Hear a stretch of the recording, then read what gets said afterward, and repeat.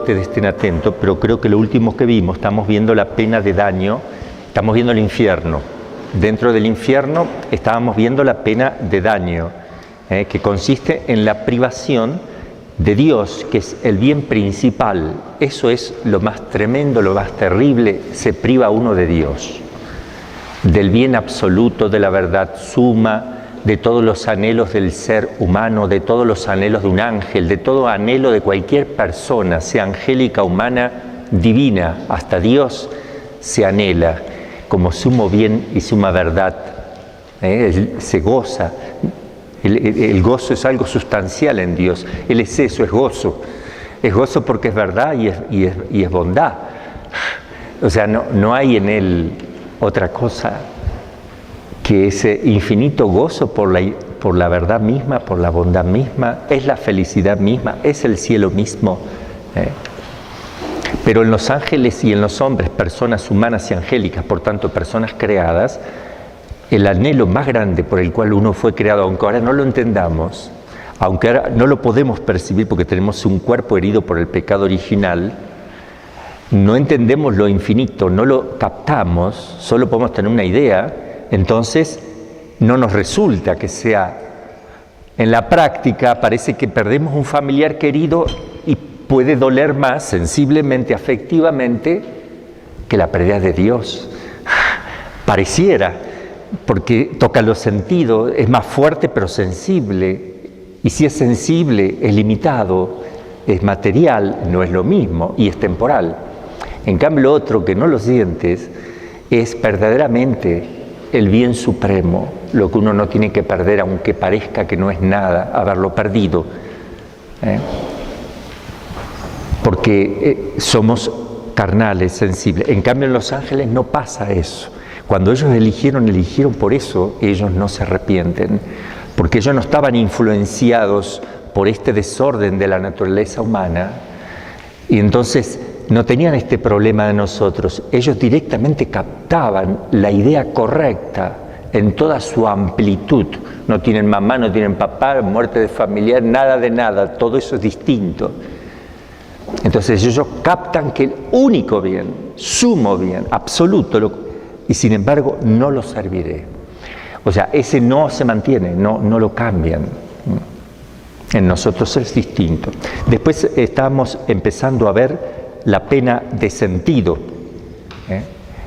Está la pena de daño, que es la fundamental, que repercute en el ser mismo, por tanto en el cuerpo del hombre y en el alma va a repercutir también eso.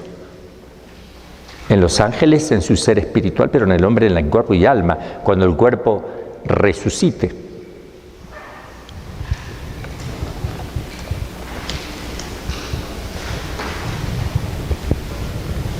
En ellos no se dice de los que van a resucitar que están condenados, es el cuerpo resucitado, no glorificado.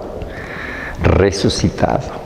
Glorificar el cuerpo es por la gloria del alma que va a tener en el cielo, que redunda en la gloria del cuerpo. En ellos solo es un cuerpo resucitado, claro, con la misma naturaleza que el nuestro, espiritualizado, no sobrenaturalizado en ellos, pero espiritualizado. Es decir, hecho de una naturaleza que se puede perfectamente unir a la agilidad del alma, al pensamiento, etc. Pero en ellos no sobrenaturalizado. Nosotros sí, hijos de Dios, incluso el cuerpo participará de esa filiación divina, está divinizado por la gracia. Creo que quedamos ahí, si no me equivoco, en la página 104. ¿O pasamos más adelante?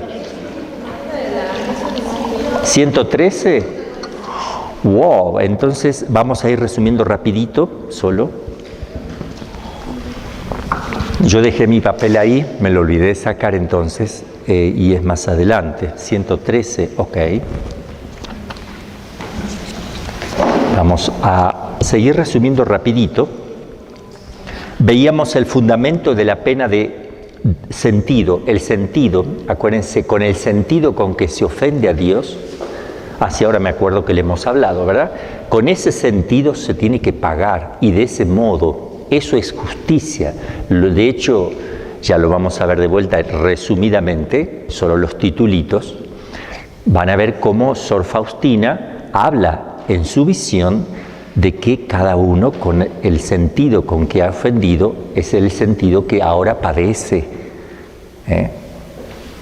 El goloso padecerá hambre tremenda, o sea, todo lo contrario, porque eso es justicia.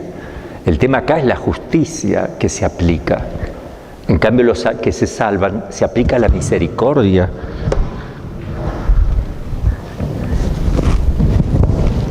En los condenados también va a haber de alguna manera misericordia, porque si tuvieran que pagar estrictamente lo que es una ofensa infinita a Dios, morir sin Dios, no lo aguantaría la naturaleza ni angélica ni humana. Por tanto, vamos a ver cómo también Dios tiene misericordia, porque lo dice también la Escritura. Tiene misericordia con ellos, porque no les da todo el rigor que deberían tener. No obstante, todo esto que estamos hablando, que parece una mínima sombra de lo que deberían, es tremendo, ¿no? Vimos la Sagrada Escritura que afirma también la presencia de un fuego, ya dijimos, de un fuego, por tanto hay purificación material del cuerpo, pero también es un fuego que toca el cuerpo glorificado, y si toca un cuerpo glorificado tiene que tocar también el alma y por tanto al ángel. Ese fuego es un fuego de naturaleza distinta, pero es material y que toca lo espiritual. Yo creo que analógicamente hablando ese fuego es como el cuerpo glorificado, de la misma naturaleza que ese cuerpo glorificado, que va a ser una materia distinta a la que conocemos nosotros, por el cual puede tener un dominio muy total sobre la materia que sí conocemos. Entonces el fuego tendría que ser de esa naturaleza para que sea compatible y que a su vez, como el cuerpo está espiritualizado, toca el alma al tocar el cuerpo y toca los espíritus que están condenados. Pero es un fuego en el sentido estricto de la palabra, aunque de naturaleza distinta de la que nosotros conocemos. Acá habla el magisterio, la razón teológica, que la hemos visto.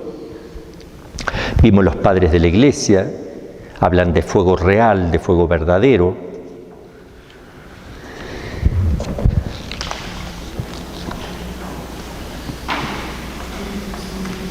Bueno, entonces hay un fuego que es para todos.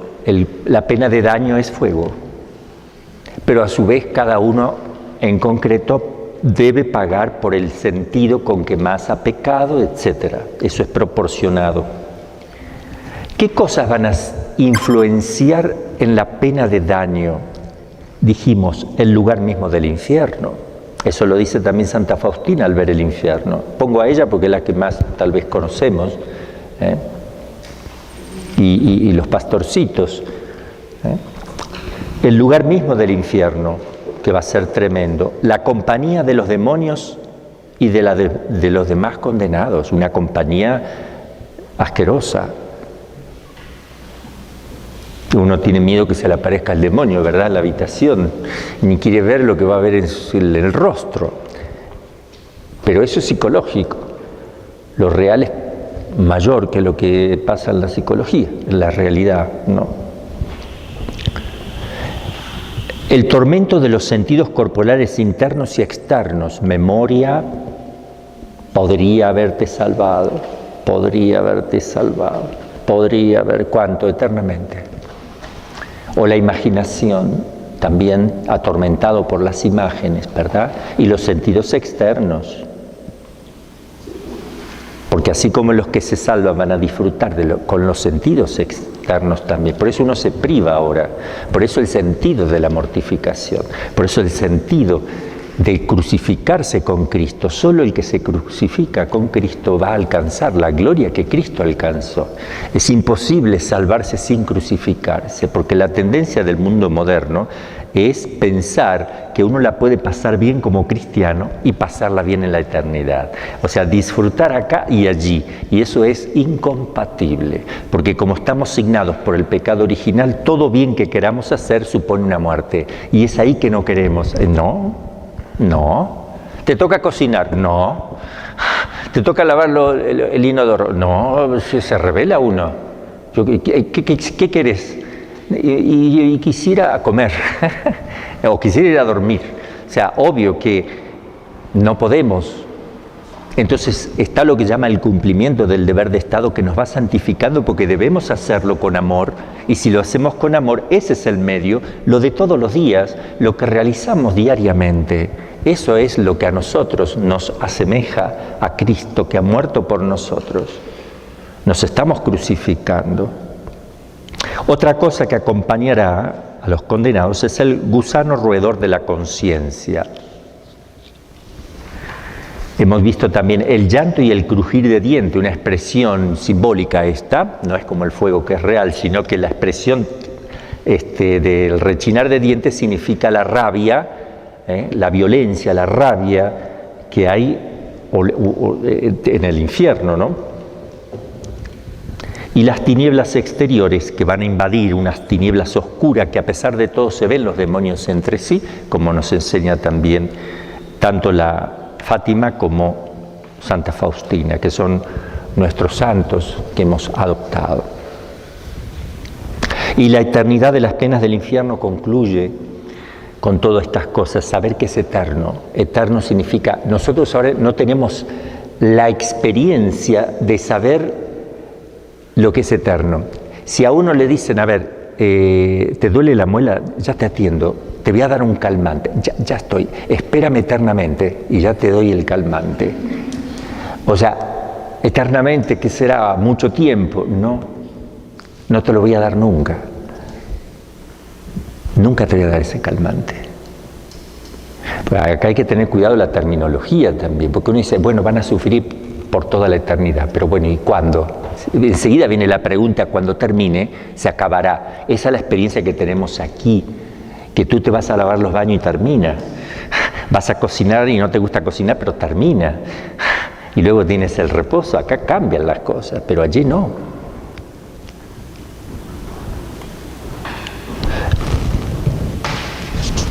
Bien, entonces,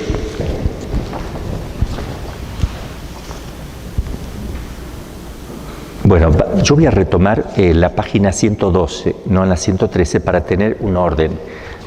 Vamos a retomar entonces, las penas del infierno son eternas, punto. Ahora vamos a explicación teológica de la eternidad de las penas del infierno, porque aquí entran algunas hipótesis que se están dando, si quieren utilizar. Entre paréntesis, para los religiosos solo, no importa, pero si no, ahora me acordé de algo, les mandé unas palabras del padre Amort, hermosísima antes de morir, obviamente. Habla sobre Fátima, cosas muy lindas sobre la consagración de Rusia, muy lindo. Lo que yo él se lo escuché hablar a él ya en persona, pero ahí lo pone y se los mandé para que lo puedan ver. Y también el padre Santiago también hoy les mandé para que vean en alguna recreación, fíjense, de ver un poquito un análisis de lo que está pasando en este momento en la iglesia, que comparto absolutamente todo de punta a punta, y quiero que lo escuchen porque es como si yo también se lo diría, ¿verdad? Bueno, entonces, explicación teológica. La razón teológica descubre que las penas del infierno no podrían tener término.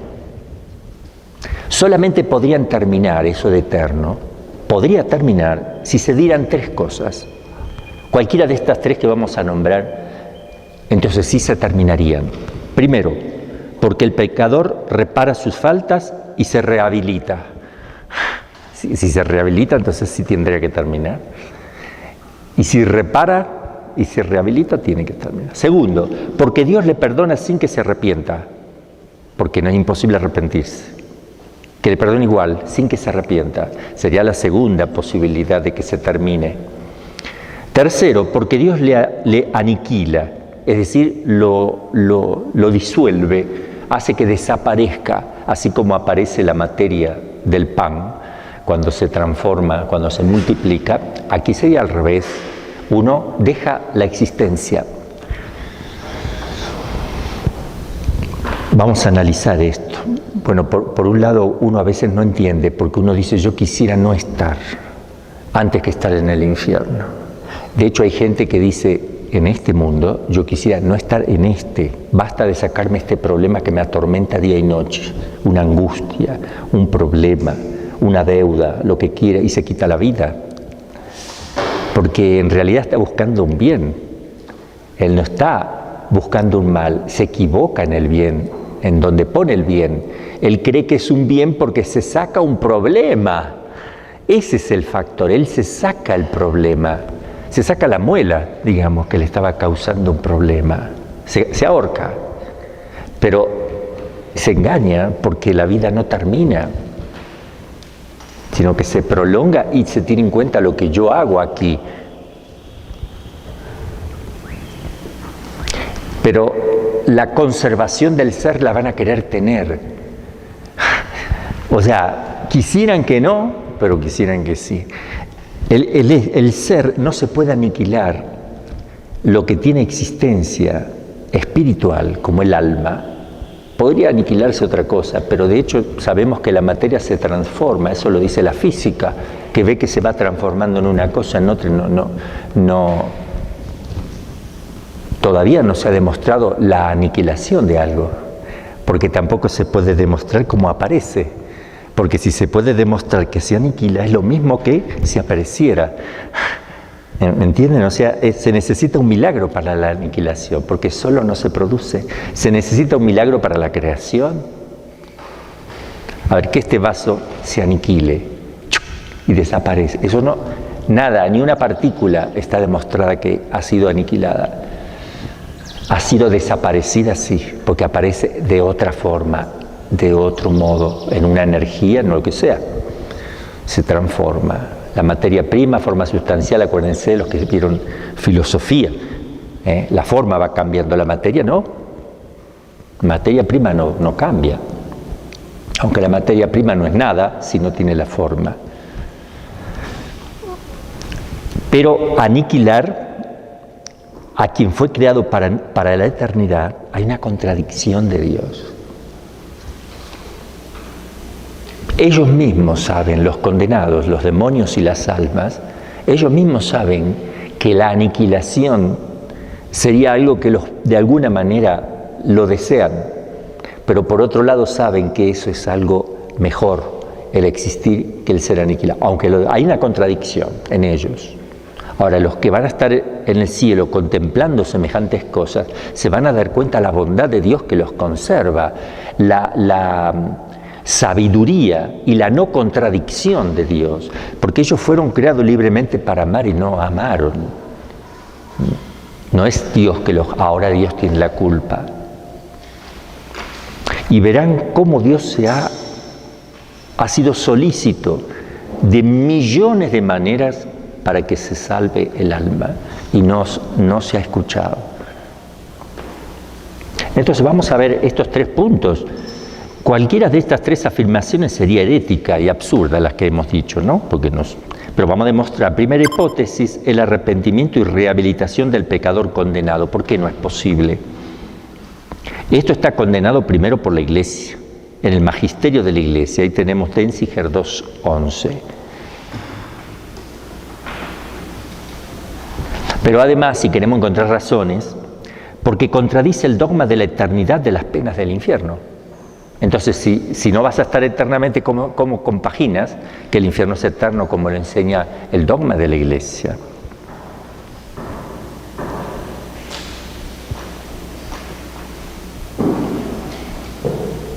Porque el pecador no puede arrepentirse sin la gracia preveniente de Dios, que no va a querer recibir jamás, por haber cesado con la vida humana, el tiempo de la gracia y del arrepentimiento. Cesa, cuando tú mueres cesa todo.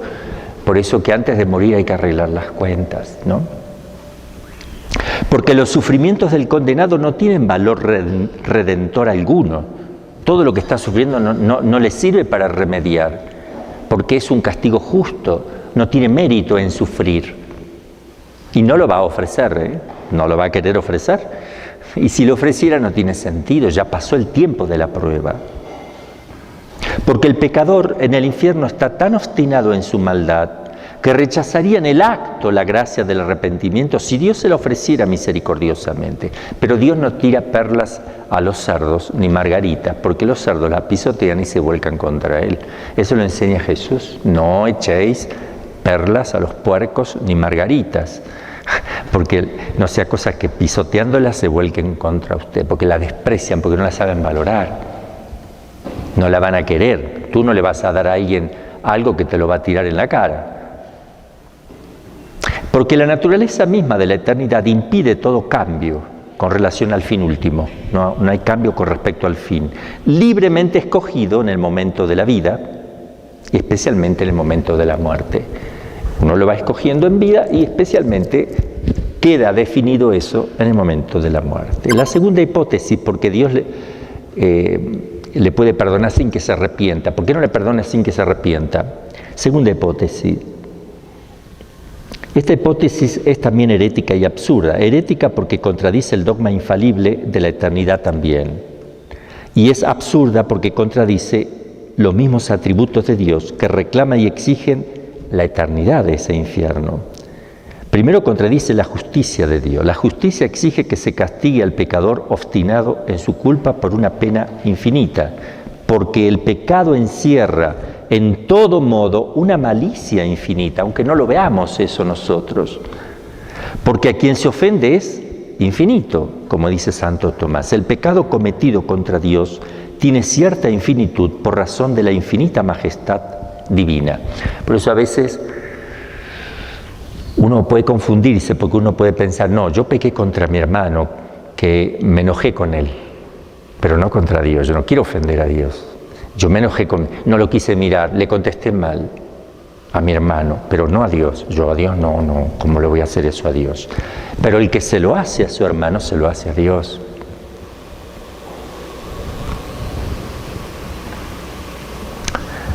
Y toca lo infinito.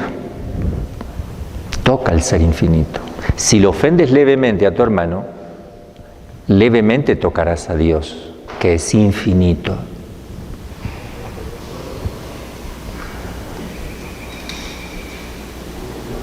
Y como el hombre no puede soportar una pena infinita en intensidad, tiene que soportarla infinitamente en la duración. A ver, bienvenidos, hermanito, adelante. ¿Me entendieron esto que es muy importante? La pena que deberían tener los condenados debería ser infinita, porque infinito es a quien han ofendido. Pero si pagaran infinitamente en intensidad, no aguanta ninguna criatura. Entonces, ¿cómo lo pagan? No en intensidad, sino, ¿cómo? En el tiempo. Poco, lo que pueda soportar una criatura, lo máximo que pueda soportar, pero se prolonga en el tiempo eternamente. Entonces sí pueden pagar la ofensa infinita en justicia, porque la eternidad es infinita en ese sentido, entre comillas, es eterna. Entonces no por la intensidad, porque no lo podrían soportar y por eso Dios tiene misericordia, porque sí, no soportaría, pero lo que no se puede en intensidad, se puede en el llamado tiempo, que en realidad no es tiempo, la eternidad. Y lo otro contradice el amor mismo de Dios, aunque parezca increíble, el perdón otorgado a los condenados del infierno estaría en contradicción con el mismo amor de Dios. O sea, si Dios perdonara, Dios en el mismo amor de Él habría una contradicción. Dante Alighieri, cuando colocó a la puerta del infierno esta expresión, me hizo la divina omnipotencia, la suprema sabiduría y el primer amor. En la puerta del infierno. ¿Quién hizo el infierno? La divina omnipotencia, la suprema sabiduría y el primer amor. El amor no violenta la voluntad libre. Por eso Dios, si le quisiera perdonar, los violenta. Los esclaviza peor que cualquier esclavo en este mundo. Los somete a la contradicción más grande que pueda haber si les perdona. porque tendría que obligarlos. Tendría que obligarlos en una especie de contradicción que sería peor que el infierno. Se verían más violentados, más terriblemente violentados. Por eso en el infierno no hay amor, porque el amor los aniquilaría de tanta contradicción. Entonces, que Dios no los quiera perdonar a costa de ellos, porque ellos no se van a arrepentir, va contra el amor.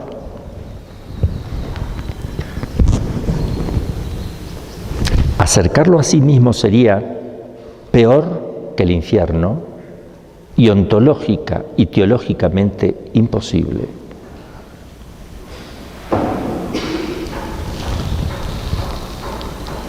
Y lo otro, el aniquilamiento de los... ¿Y por qué no los aniquila ese término? Eso contradice la sabiduría de Dios, que algo ya les dije, y la justicia contradeciría. La sabiduría, porque sería como una rectificación. Me equivoqué. Lo que estamos diciendo es una cosa para que la entendamos, pero va más al fondo. Una contradicción in terminis. Acuérdense que una cosa es que sea contrario y otro que sea contradictorio. El mayor insulto a un ser inteligente es decirle que sea contradicho. Porque acuérdense, lo contrario no es lo contradictorio. Contradictorio es como una persona no piensa, es lo más bajo del pensamiento, es el insulto más grande a un intelectual. Si no, no es blanco-negro, es blanco no blanco, negro no negro, eso es contradictorio. El blanco es contrario al negro, no hay problema. Puedo poner cosas contrarias, pero no contradictorias. De tal manera de decir, este hábito es azul, no azul. ¿Cómo? Azul, no azul. ¿Cuál de los dos? Los dos a la vez. Eso Dios, y aplicárselo a Dios. Esto es un cuadrado redondo. A ver, pase alguien a dibujarme un cuadrado redondo. Sin embargo, no es contradictorio, es contrario. Porque lo contradictorio sería un cuadrado no cuadrado. Redondo no redondo. No se me duerman. No sea cosa que se caigan al precipicio, durmiéndose. Bien. Contradice la justicia en el orden metafísico. Es mejor existir que no existir, aunque sea sufriendo, objetivamente, no subjetivamente. Subjetivamente no, pero objetivamente sí.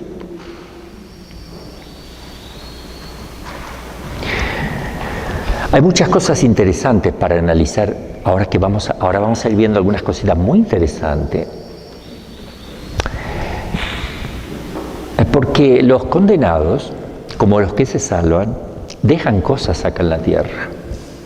No solo su cuerpo que se va corrompiendo, dejan cosas y han hecho. A ver, un condenado hizo cosas buenas también.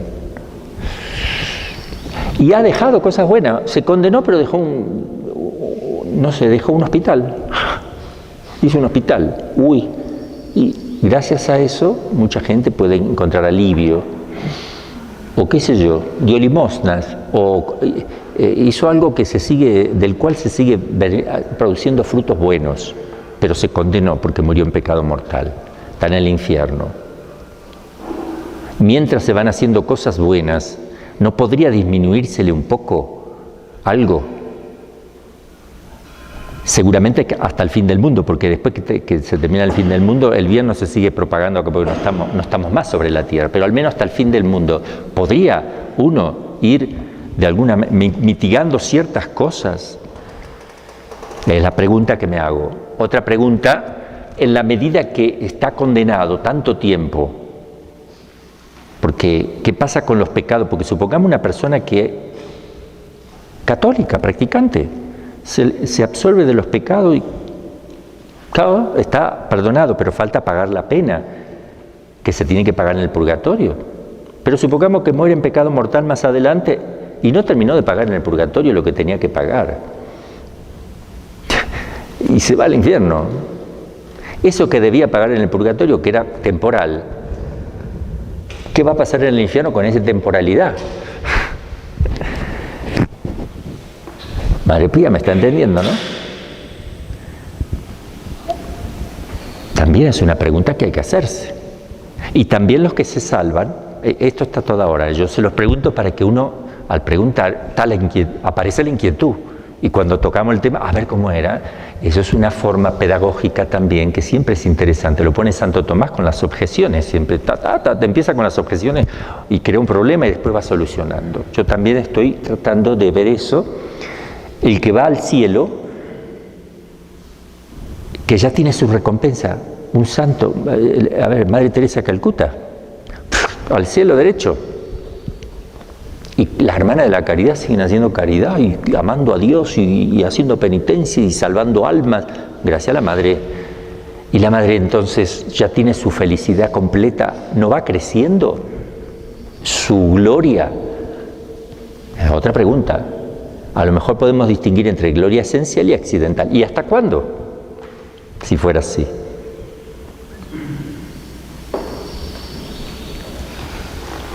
Por eso yo escribí un libro, al menos uno, para morir tranquilo. Pero no sé si va a ser porque se me vaya disminuyendo si voy abajo o se vaya aumentando si voy para arriba. Bueno, pero es importante hacer el bien. Salvar un alma es salvar la propia, decía un santo.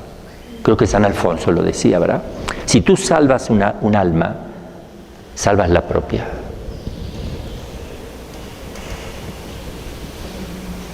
Y hablando de las almas del purgatorio, ahí lo que voy a decir, yo lo digo más, que ha habido casos donde, ya les dije, hay personas que han visto sombras, movimientos, no se alcanzan a ver, no se deja ver como pidiendo oración. Siempre está el misterio en eso. Yo les puse, creo que se los dije, ¿no? Una hermana mía, religiosa, que veía a la religiosa que había fallecido hacía poco, la veía en la sacristía, que la espiaba, así. Cuando ella miraba, se corría, justo en una esquina, iba para atrás y no la veía. Y le estaba pasando a varias hermanas y no se comentaban entre ellas. Y después sí, llegó un momento que empezaron a mí también, yo también la vi, O sea, que sí era y que no era, que sí era y que no era. Vienen a pedir oración. Yo ya se los había dicho eso, pero no sea cosa que nuestro hermano Cristian esté también pidiendo oraciones. Porque sí, algunos han visto cosas por ahí, los hermanitos, por separado, aquí dando vuelta, hábito azul. Nuestro hermanito Cristian murió con su hábito puesto, contento. Por eso yo quiero que recemos por Cristian, porque sí lo han visto por separado y no una sola vez. Cuando vivíamos aquí. ¿Mande? Cuando vivíamos aquí, una hermanita de la religiosa. Bueno, ahí hay que rezar por esa religiosa también, con nuestro hábito, y no será la hermana ajena. Pero fue cuando las veces que estaba No escucha la gente, ojo que está escuchando la gente aquí. ¿Qué dice, madre? Que aquí, bueno, dice una hermanita que una vez vieron una hermanita aquí también y han rezado por ella. Eso también, digo para que no se asusten, esas cosas suelen darse. Se los digo porque yo conozco, como aún no es sacerdote, le vienen a contar más seguido, pero esas cosas suelen pasar porque Dios es muy bueno, más de lo que uno cree. Cuando hablamos del infierno no veamos a Dios malo, Dios es muy bueno. El tema es que nosotros no aceptamos la bondad. Y ya van a ver que vamos a hablar de una cosa para que lo entiendan, que es muy importante. Mostrar el infierno, como lo hizo la Virgen de Fátima. ¿Por qué lo muestra? Si lo más importante es buscar a Dios por el amor que por el temor. Otro planteamiento. Sin embargo, es un acto de amor mayor mostrar el infierno. Van a ver por qué. Es mucho mayor que decir, amen a Dios, que Dios les ama infinitamente. Mostrar el infierno es más. Y toca a más gente y convierte más.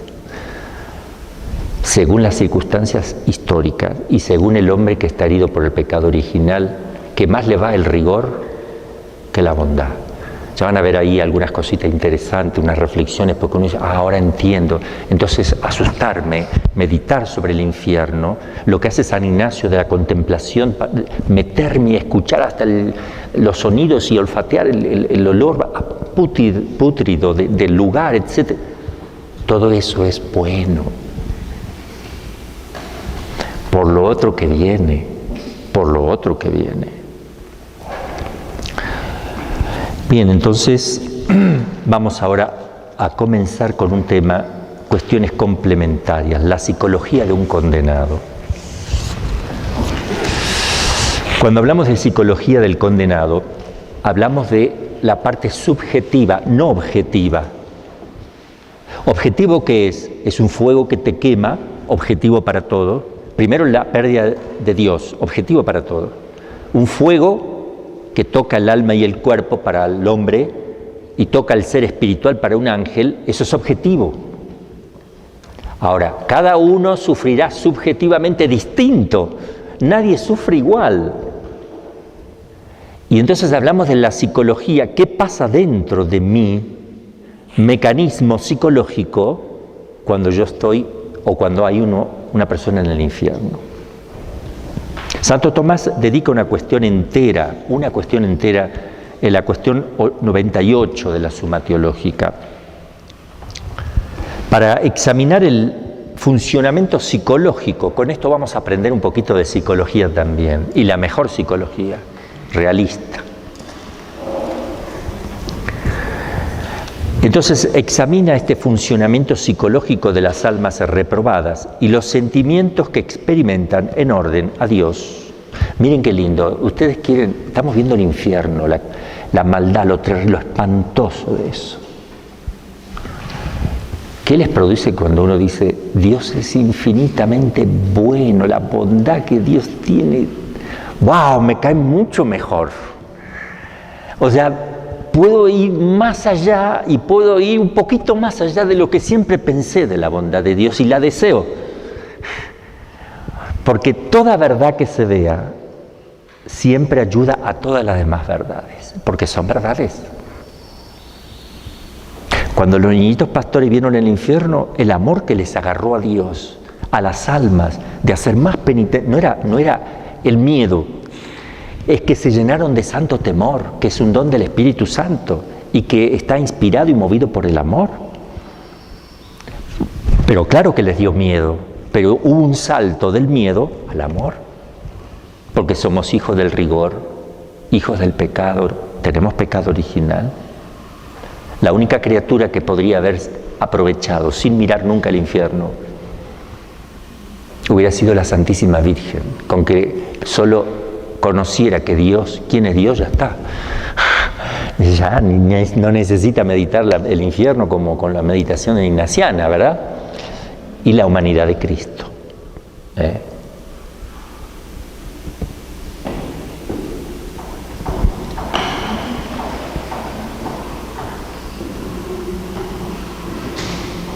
Con lo que ustedes vean qué duro y qué fuerte fue el pecado de Adán y Eva. Pecaron contra el amor directamente. Contra el amor directamente. No pensaban en el infierno, que no había, o sea, estaba el infierno, pero no, al menos no se ve que se les haya sido revelado el tema del infierno. Vieron una serpiente mala que hablaba y se dieron cuenta que era un espíritu que tenía inteligencia, pero no les pareció demasiado extraño en un mundo donde estaban descubriendo cosas nuevas.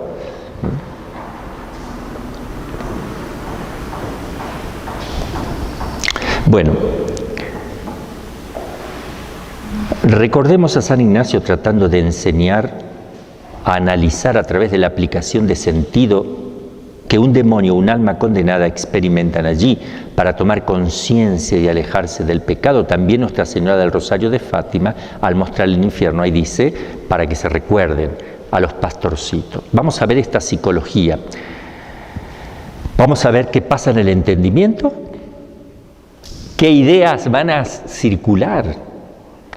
¿Qué pasa en el entendimiento? No solo con las ideas del entendimiento, sino que en el ser humano también entra la imaginación y la memoria aquí, como conocimiento sensitivo, no solo como conocimiento intelectual. Y luego vamos a ver qué pasa por la voluntad o los apetitos. La voluntad en el orden espiritual, el querer más profundo y el apetito sensible también. En el entendimiento se pueden usar de la ciencia adquirida en este mundo. También vamos a ver si el que está en el infierno puede usar lo que conoció y adquirió como ciencia en este mundo, si lo va a poder seguir usando, porque si yo conozco quién es Dios, si yo experimento qué se siente, cómo se siente el amor de Dios también, por ejemplo, yo puedo tener una experiencia de amor de Dios, cosa que en el infierno si yo me condeno no la voy a tener jamás. Pero yo me puedo ir con esa idea de lo que eso fue, sí o no. Pues si yo pudiera y me viene a la memoria lo que fue eso, tremendo. Eso lo vamos a plantear, acá lo plantea Santo Tomás. Obvio que sí, ¿no? Pero vamos a dar un argumento teológico y uno filosófico. Después vamos a ver en el entendimiento si los condenados piensan en Dios. Sí o no, y si piensan, ¿qué piensan? ¿Qué pueden pensar de Él? Se lo plantea Santo Tomás. Mire, Santo Tomás, wow. Otro tema de la inteligencia, si ven la gloria de los bienaventurados, si pueden con el entendimiento captar el bien de los que se han salvado, más que verlo con la vista, ¿no? O también si les es revelada, podríamos añadir, si les es revelado a ellos, cuánto aman a Dios allá. En cuanto a la voluntad en sí misma primero, si la voluntad de los condenados es mala por sí misma, o pueden ellos hacer algo menos malo, que sería bueno. Porque tienen libertad, ¿eh? Ellos, por ejemplo, los demonios tienen libertad de seguir haciendo el mal o no. Y hay de aquellos que sigan haciéndolo, porque se les aumenta la pena, que ellos saben. Por eso no quieren salir de los posesos, porque inmediatamente la pena se le va aplicando. Y mucho más en el juicio, porque mientras ellos vivan y sigan haciendo mal, hasta el fin del mundo también para ellos, pueden seguir creciendo en maldad. O evitar maldad. Si evitan maldad, ¿es un bien?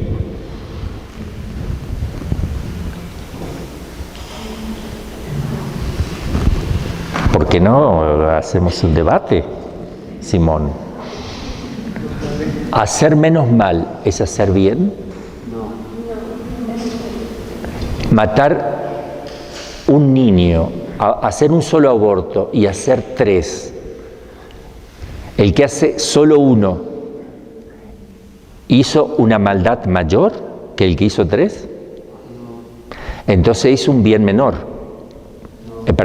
Hizo un bien porque no mató a otros 2. No mató a otros 2. ¿Cómo no hizo un bien? Lo menos malo no es un bien. Bueno, siempre es malo. Bien, todo esto lo digo por la gente que nos... Y por ustedes también, y por mí también. Siempre es malo. El menos mal siempre es mal. Entonces el castigo, porque todo tiene su castigo, será menor, pero siempre será un daño para ti. No te van a recompensar el menos mal. A no ser que te arrepientas. En esta vida, si no en la otra. Entonces, en sí mismo, si su voluntad es mala, si son malos, si quedaron hechos malos, digamos que no pueden hacer nada que sea un bien. por ejemplo, un demonio clavarle, por decir así cosas muy plásticas, el tridente más fuerte o menos fuerte, porque ellos van a atormentar a las almas, además de ser atormentados, porque ¿cómo es que atormentan? No pueden no atormentar, porque al ser ellos atormentados, necesariamente atormentan a todos los que están al lado. Ustedes vieron que una persona que está, muy nerviosa, pone nervioso al que está al lado, o influye el ser de uno. Una persona apacible, tranquila, produce alegría y bienestar. Entonces, también los condenados, ellos no pueden no influir haciendo daño en todos los demás. Otra cuestión de la voluntad, si se arrepienten de sus pecados. Una cosa es el remordimiento de los pecados, otro es el arrepentimiento.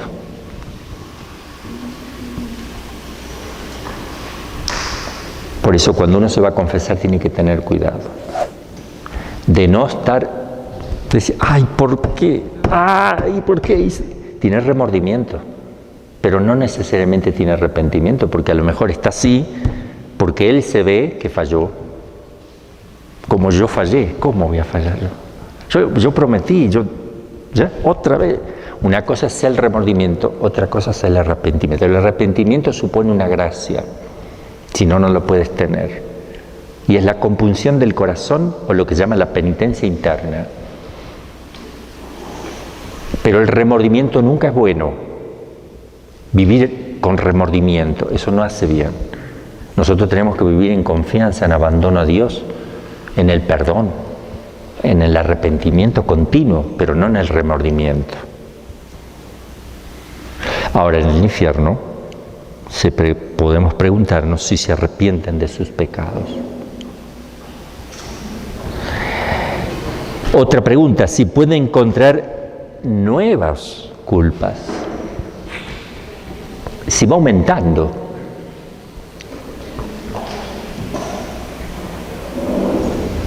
Tal vez mientras todavía existe este mundo, puede ser que sí, porque siguen haciendo daño con lo que hicieron, pero una vez que termina todo, se aumenta por el mal que van haciendo a su vez. Esa es otra pregunta. Después vamos a ver con relación a Dios, si ellos odian a Dios. También podríamos plantearnos si pueden no odiar a Dios. Lo podemos poner de otra manera. Si en algún momento tienen una pausa en ese odio a Dios, o tiene que ser continua. El mal que hacen tiene que ser continuo, o puede haber una pausa diciendo, bueno, ya descansamos un poco antes de seguir haciendo el mal. Vamos a tomar un recreo. Otra pregunta, si quisieran no existir, psicológicamente hablando, ¿ellos quisieran no existir? Otra pregunta, con relación a los demás, si ellos quisieran que todos se condenen, o quisieran que no, porque ahí en un pasaje del Evangelio, Lázaro y el rico, donde parece que el que está en el seno, el que está condenado le dice al que está en el seno de Abraham, Lázaro, que se le aparezca a su pariente para que tampoco se condene. No se debe tomar ahí literal porque se está enseñando, lo que se propone enseñar aquí Cristo es la imposibilidad de la comunicación de un lado al otro y de la imposibilidad de arrepentirse por asustarse, que eso no tiene nada que ver, que hay que creer, hablar, etcétera. Porque si no, no puede establecerse un diálogo y Jesús está poniendo un ejemplo de un diálogo. Entonces, obviamente, algunos dicen que no, que en realidad no se condenó, está en el purgatorio, porque como en el purgatorio hay amor, no quiere que el otro venga al purgatorio. Yo no soy partidario, eso es una interpretación moderna, pero los padres de la Iglesia siempre vieron el infierno como el lugar del condenado.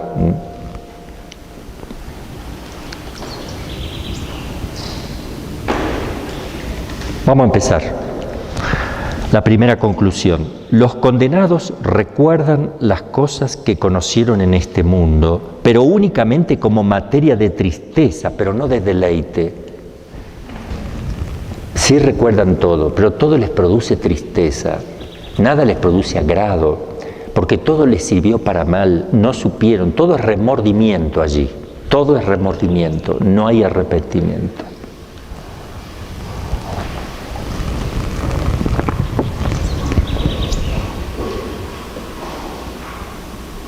El remordimiento es el rechinar de dientes. Por eso tengan cuidado y tengamos cuidado todos los que están escuchando.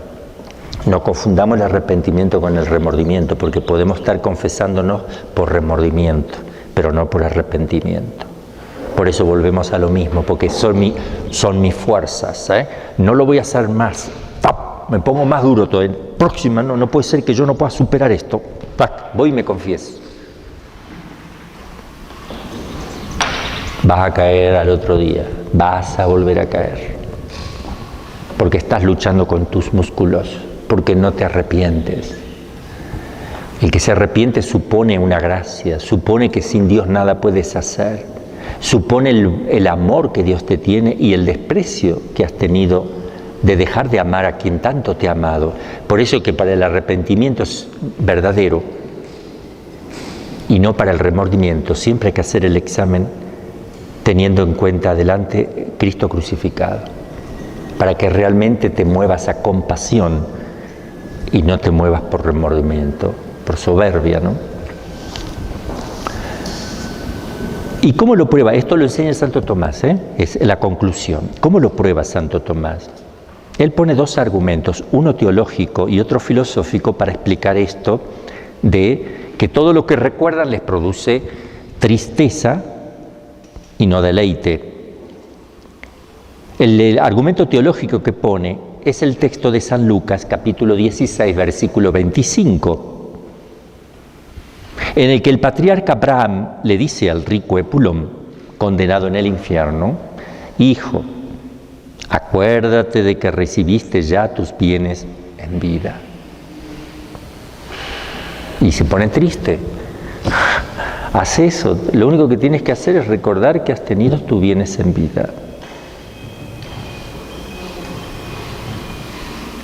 El segundo, el filosófico, es el hecho de que las especies inteligibles, es decir, las ideas que yo tengo, que abstraída de las cosas, las ideas mías con las que yo me voy a ir para el otro lado, permanecen en el alma separada, no se pierden esas ideas.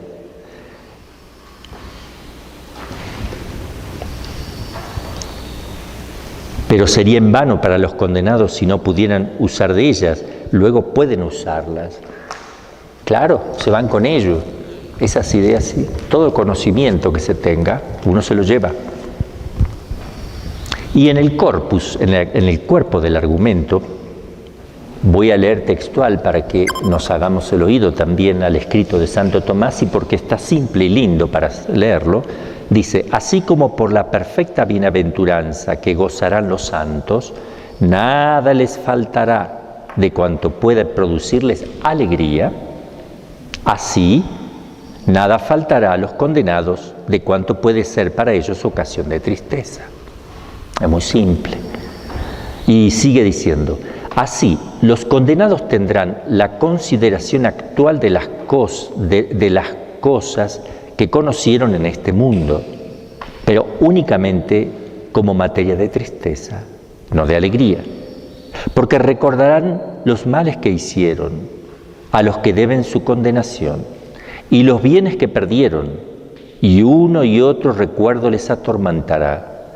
De semejante manera serán atormentados pensando que las cosas especulativas que aprendieron las intelectuales en este mundo las conocieron de modo imperfectísimo, porque no las relacionaron con el fin último, que es la salvación eterna, y perdieron la suma perfección de las mismas que hubieran podido alcanzar en la gloria del cielo. ¿Alguno tiene un marcador rojo para marcar un error que tengo aquí? Gracias.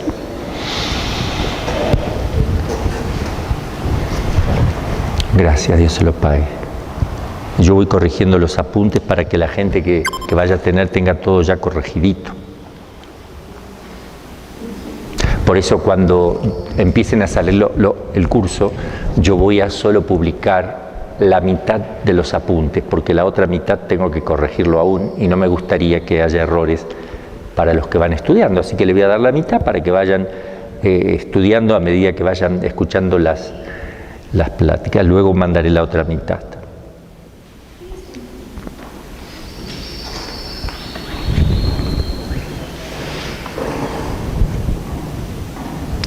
Bueno, el profeta de Dios, en el libro de la sabiduría, Dios había ya descrito en el Antiguo Testamento lo siguiente: luego vagamos fuera del camino de la verdad, la luz de la justicia no nos alumbró, no salió el sol para nosotros.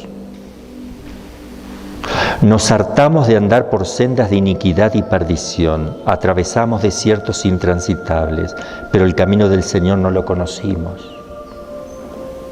¿De qué nos sirvió nuestro orgullo? ¿De qué la riqueza y la jactancia?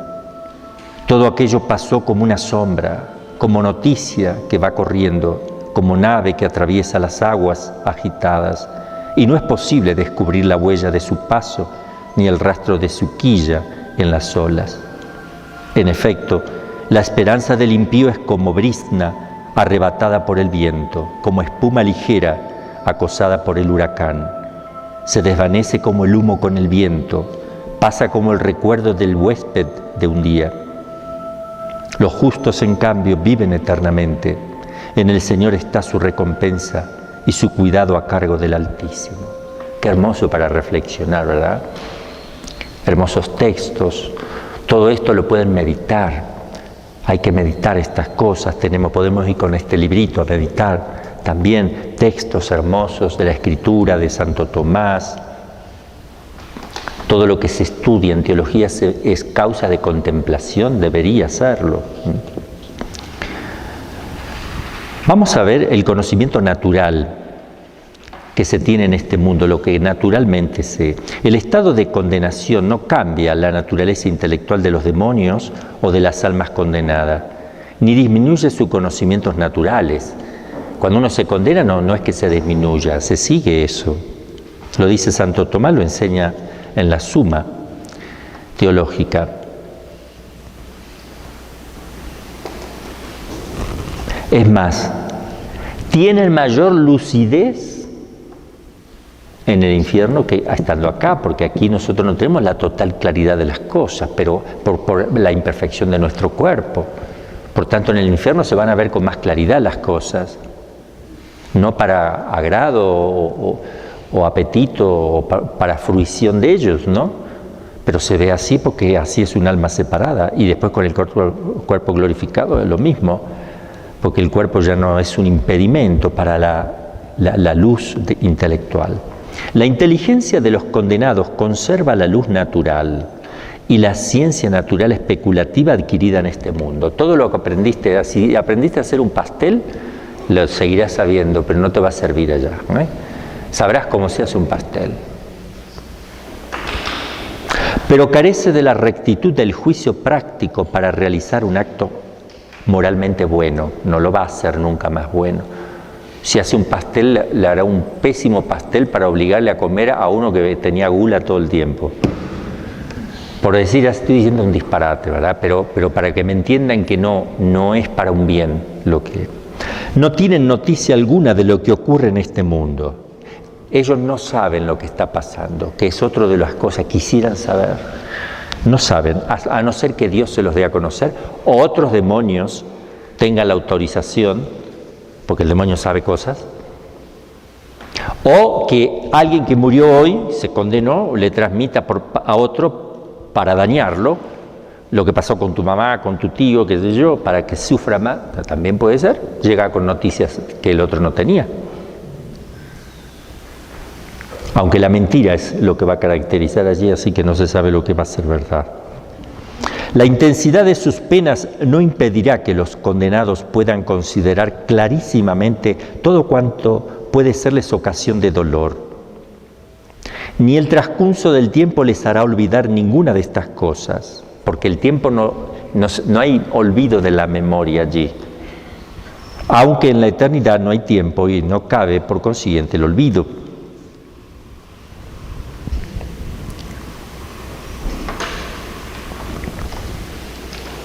Los demonios tienen torpezas también.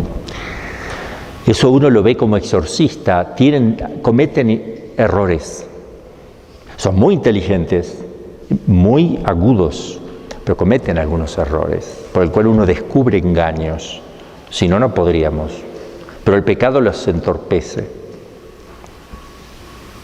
El conocimiento sobrenatural. Esto es natural.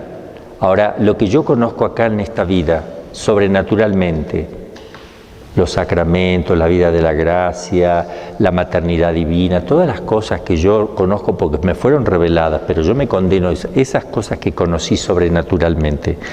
¿Conservan los demonios y condenados el conocimiento de las verdades de la fe que adquieren antes de su caída o durante su permanencia en este mundo? Sí, pero ese conocimiento ya no es sobrenatural o virtuoso. Él no está conociendo por la gracia. Es un recuerdo de lo que conoció, sino meramente natural y para su mayor tormento. Porque dice Santiago, capítulo 2, versículo 19, también los demonios creen y tiemblan. O sea, es creer, pero no es fe. Fe informada. Tienen la fe informe, tienen el conocimiento de lo que conocían. Nada más. Saben que en la Eucaristía está Cristo. No hay amor, es una fe muerta, pero saben hasta tal punto que el mayor sacrilegio posible es la profanación eucarística acá en este mundo. No hay otro mayor, porque es presencia real. Y es lo que sucede, sobre todo cuando se va acercando el mes de agosto, ¿no? Cada año. De octubre. Cada año, donde comienzan un mes o dos antes, ya empiezan los robos y profanaciones, y tal vez un poquito antes, porque saben que si todo fuera muy cercano, las iglesias cerrarían y estarían, más o menos, antes de eso, pero es para profanar esa noche, ¿no? Especialmente. La noche que muchos somos cómplices por disfrazarnos y somos cómplices de todo eso que se hace cuando nosotros aceptamos estos cultos, directa o indirectamente, somos cómplices de todas las profanaciones, sacrilegios y todo lo que se hace con Halloween. Si yo tomo parte en ello, aunque sea mínima, entonces miren, lo vemos eso en la parte, en la justicia humana. A ver, si tú robas un banco, entran 5 a robar el banco. Uno abrieron la caja fuerte. Cada uno manoteó lo que pudo. Uno sacó 20 millones de dólares, el otro alcanzó a sacar 100. El otro sacó $1. Agarró al vuelo y venía la policía y lo agarraron a los 5. El que robó $1 le van a dar la misma cantidad que el que robó los 5, porque todos robaron lo mismo, no importa cuánto.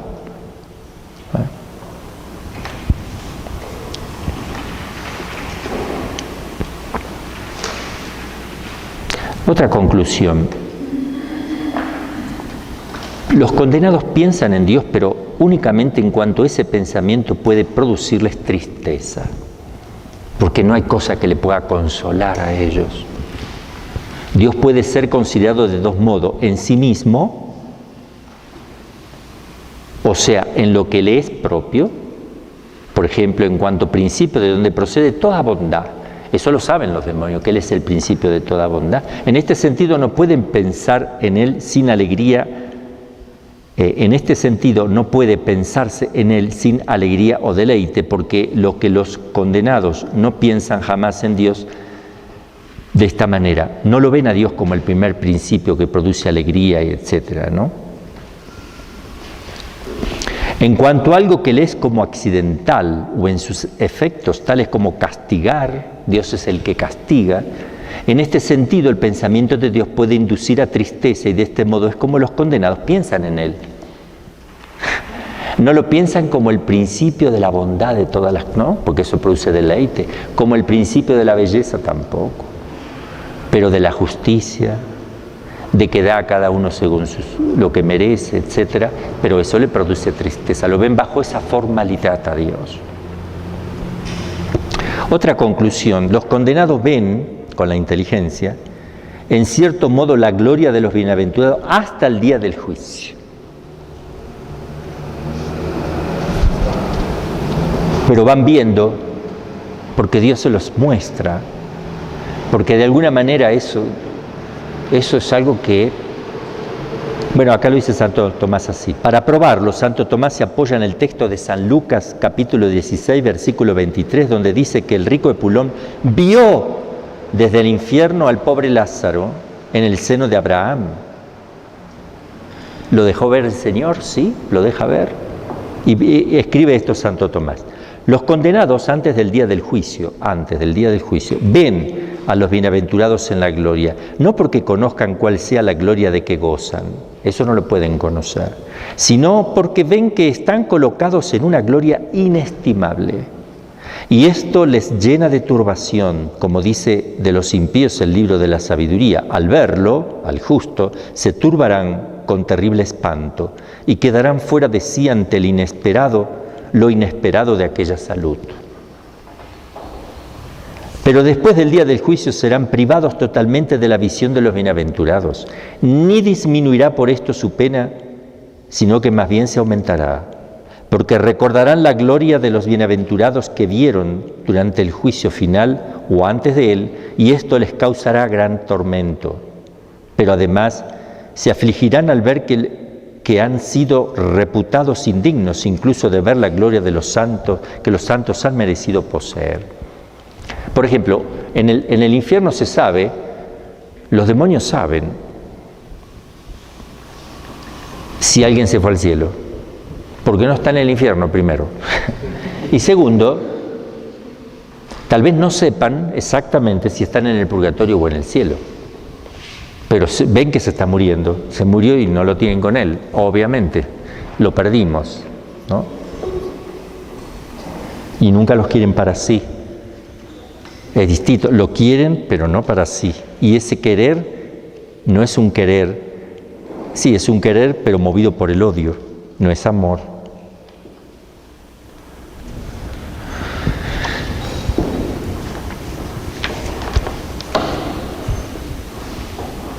Hay unas objeciones aquí, lo vamos a leer. Objeción, que se pone Santo Tomás una objeción con esto. Dice, ignorando los condenados las cosas que pasan en este mundo, parece que deben ignorar con mayor motivo la bienaventuranza eterna antes del juicio final. Respuesta, las cosas que pasan en esta vida no afligirán a los condenados tanto, si las vieran, como la visión de la gloria de los santos. O sea, la respuesta de Santo Tomás. Objeción, otra más. No debe concederse a los condenados lo que en esta vida solo se concedió rarísimamente y por gran favor a algunos santos, como a San Pablo, que fue arrebatado hasta el tercer cielo. O sea, dice, ¿por qué le van a dar a los demonios lo que solamente algunos santos pudieron ver, de que algunos han llegado a la gloria, etcétera? Respuesta, en el caso de los condenados es muy distinto, porque no se les concede esa visión experimentando y esperando la futura gloria, como a San Pablo, sino todo lo contrario, para mayor dolor y confusión. Otra conclusión. ¿Cuánto falta para que toque el recreo? 7. Vamos a ver esta conclusión. La voluntad deliberativa de los condenados siempre es mala y siempre tiende al mal. ¿Qué es la voluntad deliberativa? La libertad que tienen de ir eligiendo entre una cosa y otra cosa, deliberar, pensar, razonar, dice Santo Tomás, la voluntad deliberativa de los condenados siempre es mala y siempre tiende al mal. Para probar esto, Santo Tomás dice, la voluntad obstinada de los condenados no puede inclinarse sino al mal, porque ya está dirigida hacia allí. Y la otra, la voluntad de los condenados es, con relación al mal, lo que la de los bienaventurados con relación al bien. Pero los bienaventurados nunca quieren el mal, luego los condenados nunca quieren el bien. Uno que se salvó y está en el cielo nunca querrá el mal. Lo mismo un condenado nunca querrá el bien. Y acá está Santo Tomás, lo pongo aquí el corpus, que lo explica lo mismo con palabras muy simples. Santo Tomás tiene un modo muy simple de explicar las cosas. Lo van a leer ahí solito para que yo pueda ir avanzando un poquito más.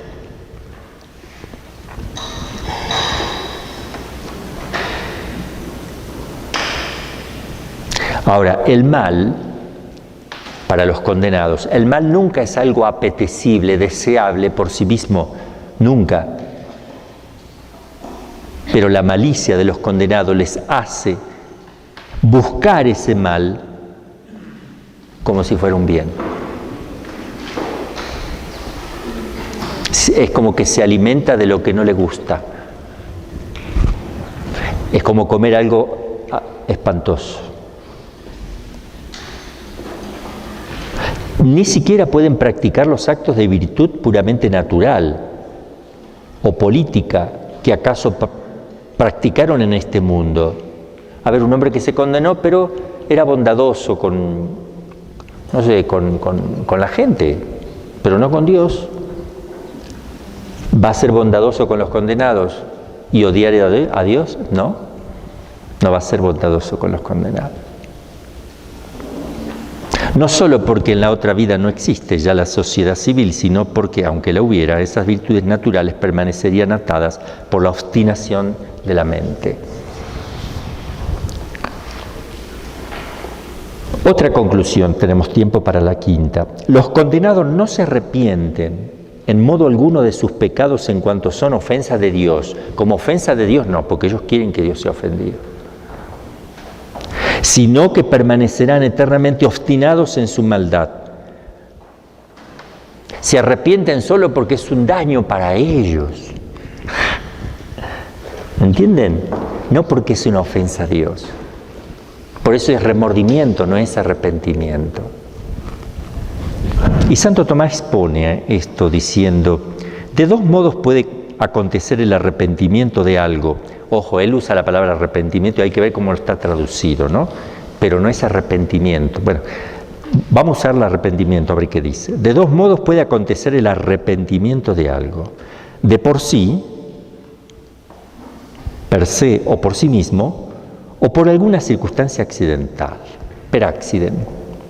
Se arrepiente del pecado de por sí el que lo abomina precisamente porque es pecado y no otra cosa, y esto sería el verdadero arrepentimiento. Y se arrepiente no de por sí, sino solo indirectamente el que lo detesta no porque sea pecado, sino por las circunstancias que lleva consigo, por ejemplo, por las penas con que se le castiga, y esto no sería propiamente arrepentimiento, no lo pone Santo Tomás, sino que sería propiamente remordimiento. Ahora bien, los malos no se arrepentirán nunca del pecado en el primer sentido, por el pecado mismo, porque permanece en ellos la voluntad de la malicia del pecado, pero se arrepentirán o tendrán remordimiento del segundo modo, per accident, en cuanto se afligen de la pena que sufren por el pecado, aunque sin renunciar a él nunca. Por tanto, no están arrepentidos, propiamente hablando. Así, ¿a qué se debe esa obstinación satánica en el mal? Santo Tomás lo explica poniendo dos razones, una de tipo psicológico o natural y otra de tipo teológico o sobrenatural. A ver, ¿por qué esa rabia que tienen? Vamos a ver teológicamente y psicológicamente estas cosas. Porque así lo exige la psicología del alma separada. Mientras permanecemos en esta vida, somos libres para elegir el bien o el mal, en esta vida. Poniendo nuestro último fin en Dios o en las criaturas. Pero en el momento de la muerte, el alma queda definitivamente fijada. Esto es muy importante, esta expresión, fijada, fosilizada. Hemos dicho ya lo hemos dicho, en el fin bueno o malo que ha elegido. continúa siendo libre para escoger esta cosa o la otra dentro del fin bueno o malo que escogió libremente, pero no para cambiar o escoger otro fin distinto del que escogió. Luego, así como el mal es psicológicamente imposible en el bienaventurado, de igual forma es psicológicamente imposible el bien en el condenado. Por tanto, quedará el condenado eternamente obstinado en su maldad.